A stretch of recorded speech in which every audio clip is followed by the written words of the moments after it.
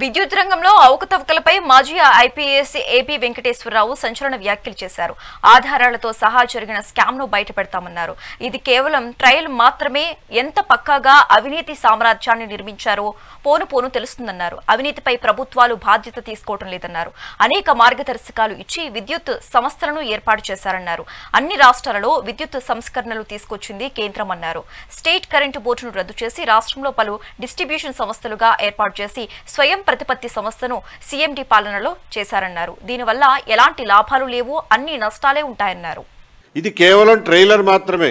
దీన్ని చూస్తే మీకు అర్థమై ఉంటుంది ఇందులో డెప్త్ ఎంత ఉందో, ఎంత విస్తృతమైన స్థాయిలో, ఎంత పగడ్బందీగా అవినీతి సామ్రాజ్యాలను నిర్మించారో మీ అందరికీ అర్థమై ఉంటుంది.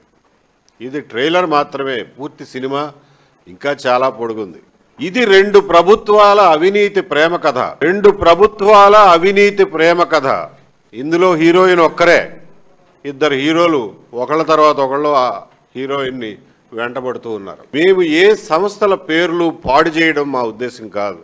ఎవరిని పేరు పెట్టి పిలిచి వాళ్ళని అవమానించడం మా ఉద్దేశం కాదు. ఎవరిదైనా సంస్థ పేరు తీసుకుంటున్నామంటే ఎంతో బాధతో తీసుకుంటున్నాం తప్ప వాళ్ళ మీద మాకు అసలు వాళ్ళు వ్యక్తులు ఎవరో మాకు తెలియదు. ఇది ప్రజలకు సంబంధించిన విషయం, ప్రజల రోజువారీ జీవితానికి సంబంధించిన విషయం, ప్రజల జేబులకు సంబంధించిన విషయం, నెల నెలా కట్టే బిల్లులకు సంబంధించిన విషయం. కాబట్టి చాలా పెద్ద స్థాయిలో ప్రజలు దీనివల్ల ఇబ్బందులు పడుతున్నారు, ప్రభావితం అవుతున్నారు. కాబట్టి మేము ఈ షిరిడి సాయి కంపెనీ ఇలాంటి కంపెనీల పేర్లు తీసుకుని మాట్లాడాల్సి వస్తుంది.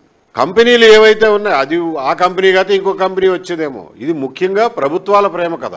ఒక హీరోయిన్ కాబట్టి ఇంకొక హీరోయిన్ తెచ్చుకుంటారు.